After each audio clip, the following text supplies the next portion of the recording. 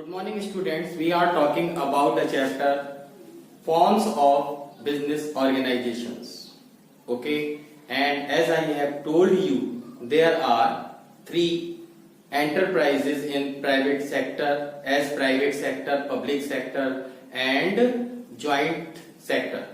And in that concern, we are talking about private sector enterprises in which we have already discussed sole proprietorship and other is joint Hindu family business, which is called HUF. Today we will talk about the partnership, and this is a third type of private sector enterprise. Okay, let's start. The third type is partnership. When any businessman or any sole proprietor does the business and his business becomes big in size, at that time he is not capable to do the business, to do all the managerial decision, managerial work. It will be very difficult for one person to do all types of activities, and at that time there is a requirement of some other persons also, other people also. If that person and other person both join the hands and start doing the business, at that time both of the businessmen invest some money and they start doing hard work for earning the profit, doing the business. Okay, at that time the partnership comes in existence, and it is defined very clearly that there should be at least 2 members, and after that they can start a business. Okay, now we will see, we will understand that the partnership is that type of business in which a small capital or medium sized business, a small capital business or medium capital business can be survived. Okay, now after understanding the partnership, we should understand what are the features of partners. After understanding the features of partnership, it will make more clear to us what is partnership for understanding the partnership. So let's see, the first feature of the partnership should be and is that membership. The first point is membership. As I have told you, there should be minimum 2 members to do the partnership business.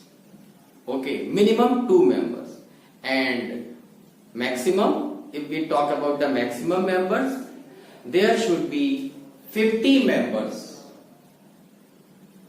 There should be not more than 50 members in partnership business. Only 2 members can start the business, and maximum number of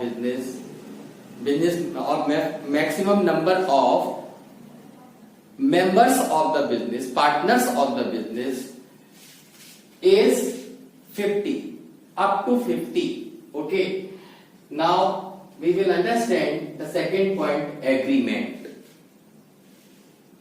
When members in partnership start the business, all the partners prepare an agreement. They write all the terms and conditions in a legal paper which is called agreement. What is their share, profit sharing ratio? How will they divide the profit? How will they bear the losses? What is the share in the partnership firm's assets? who will pay the liability, up to which extent. In this way, all the things are written in the agreement. Okay, all the terms and conditions are there, and after that, this making agreement is also known by the partnership deed. This is also called partnership deed. Okay. Now we will see the third point, business. It is very necessary that partners they are not allowed to do unlawful business. Whatever business they are doing, that business should be lawful. Suppose we can take the example, 2 or more partners start a firm and they think that they will do the business of robbery. They will collectively do the business of robbery. It is not allowed by Partnership Act 1932. Okay. So, whatever the business they are doing, that should be lawful. They can earn the profit, but by doing the service of the people. They will, but not unlawful business. Okay. Now we will understand the fourth point, profit sharing. When the partners prepare partnership deed or agreement, at that time they mention, if there are 3 or more partners, what the share of profit will be of one partner, other partner and other partner. It will be already written. It is written on the agreement. Okay. Suppose they don't mention any profit sharing ratio. What will happen? At that time, it is assumed that all the partners will divide the profit equally. Okay. Now we will understand the fifth point, mutual agency relationship. What does it mean? It means in the partnership firm, every partner is just like an owner, and he is also like agent. Means he can take all the decision and he can do all types of work individually and collectively. Means all the partners can take the decision, all the partners do the managerial work, they can do the operational work. If one partner is in the firm at the particular time and other partners are not there, he is entitled. Only one individual partner is also entitled to take decision on that. That decision will be called on the behalf of the whole firm, means other partners' decision. Okay. Collectively they can take decision, individually they can take also decision, but that decision will be considered as the whole firm's decision. This is the point, and they have the right to inspect the accounting books anytime, anywhere. Clear? Next point is non-transferability share. No partner is allowed to transfer his share. Suppose if one partner is transferring his share to other partner, it means other partner will get more profit and he will also be liable to pay the liabilities, but it is not allowed.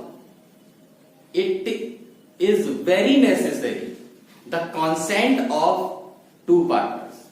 If one partner is ready to transfer his share to that partner who is giving the acceptance that he is ready to take the share. At that time, this can be happened. Okay, at that time, transferability of share is allowed, but without consent, no partner is allowed to transfer his share. Clear? Now we will see the 7th point, liability. All the partners have liabilities for paying the debts of the firm. If one partner or other partners are not capable to pay the debts of the firm at that time, their personal property will also be forfeited. After selling the personal property, they will have to pay the debts of the firm. Okay, this is very important. They have unlimited liability. All the partners have unlimited liability to pay the debts. And after that, we will understand the next point, registration. Registration for partnership firm is not compulsory. If they want, they can register their firm, but the partners don't feel that there is any need of registration, so there is no compulsion.